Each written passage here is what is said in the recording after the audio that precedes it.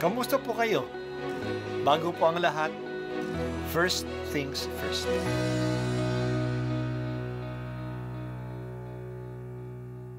Good morning po. Sinisimulan po natin ngayon ang first things first. At dito po, tinatalakay natin sa unang bahagi ng umaga natin ay ang first readings na binabasa po sa banal na misa. Ito pong tinatalakay natin kasi madalas po kasi marami na tayong alam tungkol sa gospel readings. Pero konti po ang nagsasalita sa first readings. Pero ang first readings, bahagi din po yan ng Biblia, ng banal na kasulatan. Kaya susubaybayan po natin ang mga first readings, basahin po natin at kuminsan kailangan ng basahin ng 2 o 3 beses bago maintindihan kasi hindi po tayo familiar sa mga istorya at sa mga kaisipan na tinatalakay dito. Ang pagbasa mula sa mga gawa ng mga apostol.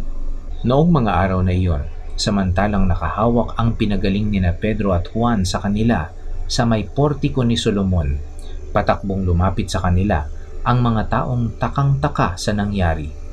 Pagkakita ni Pedro sa mga tao, kaniyang sinabi, "Mga Israelita, bakit kayo nang gilalas sa nangyaring ito? Bakit ninyo kami tinititigan ng ganyan? Akala ba ninyo'y napalakad namin siya sa pamamagitan ng sarili naming kapangyarihan o kaya'y dahil sa aming kabanalan? Ang Diyos ni Abraham, Isaac at Jacob, ang Diyos ng ating mga ninuno ang nagbigay ng pinakamataas na karangalan sa kaniyang lingkod na si Jesus. Ngunit siya'y ibinigay ninyo sa makapangyarihan at itinakwil sa harapan ni Pilato. Gayong ipinasya na nitong palayain siya. Itinakwil ninyo ang banal at matuwid, at isang mamamatay tao ang hiniling ninyong palayain.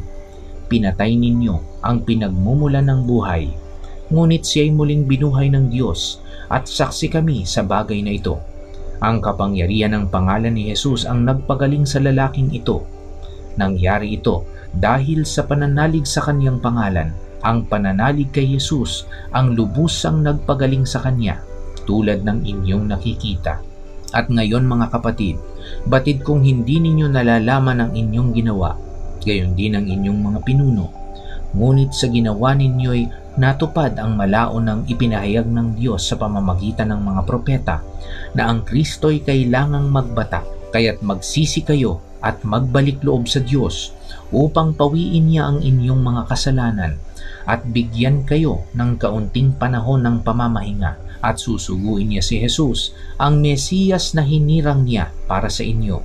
Siya'y dapat munang manatili sa langit hanggang sa dumating ang panahon ng pagbabago ng lahat ng bagay, ayon sa ipinahayag ng Diyos sa pamamagitan ng kaniyang mga banal na propeta mula pa noong una. Sinabi ni Moises, ang Panginoong inyong Diyos ay pipili ng isa sa inyong kalahi at gagawing propetang tulad ko. Pakinggan ninyo ang lahat ng sasabihin niya sa inyo, at lahat ng hindi makikinig sa propetang yaon ay ihihiwalay sa bayan ng Diyos at lilipulin. Nagpahayag din tungkol sa mga araw na ito ang mga propeta mula kay Samuel at lahat ng sumunod sa kanya. Ang mga pangako ng Diyos sa pamamagitan ng mga propeta ay para sa inyo, at kasali kayo sa tipang ginawa ng Diyos at ng inyong mga ninuno ng kaniyang sabihin kay Abraham, pagpapalain ko ang lahat ng angkan sa daigdig sa pamamagitan ng iyong lipi, kaya't hinirang ng Diyos ang kaniyang lingkod, at siya'y unang sinugo sa inyo upang pagpalain kayo at tulungang tumalikod sa inyong masasamang pamumuhay. Ang salita ng Diyos. Salamat sa Diyos.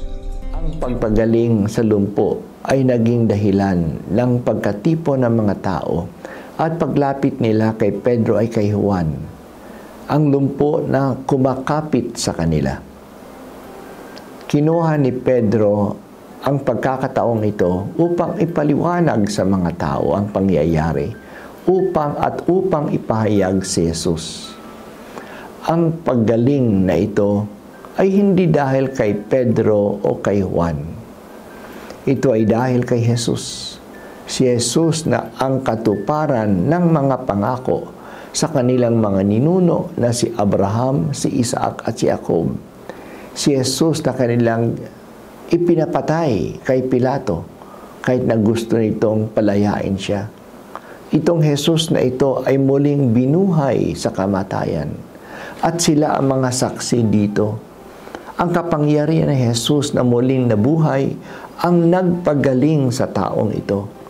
Kaya buhay siya, hindi siya patay. Nakakapagaling siya. Pero hindi sinisi ni Pedro ang mga Hudyong nakikinig sa kanya. Maaring pinapatay nila si Jesus dahil sa kamangmangan nila na ang Kristong ipinangako ng propeta ay dapat magdusa. Kaya nanawagan si Pedro na magsisi na sila. Alam na nila ngayon na mali sila. Si Jesus na itinakwil nila ay ang propetang tulad ni Moises na ipinangako sa kanila. At mapalad sila na sa kanilang panahon na saksihan nila ang katuparan ng pagtitipan ng Diyos sa kanilang mga ninuno. Sa pahayag na ito ni Pedro, nagsimula siya sa karanasan nila, ang pagpagaling ng pilay. Idinugtong ito ni Pedro sa mga pangako sa mga ninuno nila, kay Abraham, kay Isaac at kay Jacob, sa mga propeta, kay Moises. Hindi rin niya iniwasan ang pagkakamali ng mga tao na ipapatay nila si Jesus. Pero si Jesus ay muling nabuhay. Ito ay nasaksihan ng mga alagad at nasaksihan ng mga tao ang kapangyarihan ng pagpapagaling sa pilay nitong Kristong muling nabuhay.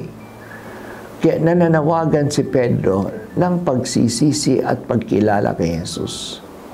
Dito pinahayag ni Pedro ang magkaugnay-ugnay na nilalaman ng lahat ng pagpapahayag sa simbahan. Ang kasalukuyang pangyayari, ang banal na kasulatan, ang pagpapakasakit, pagkamatay at pagkabuhay ni Jesus, at ang panawagan ng pagsisisi. Ito ang buod ng Christian message na tinatawag na kerygma.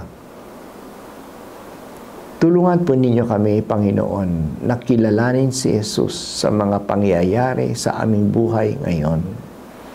Naniniwala kami na patuloy ang pagkilos ng kapangyarihan ng pagpagaling ni Jesus na muling nabuhay. Buksan mo ang aming mga mata upang ito ay makita.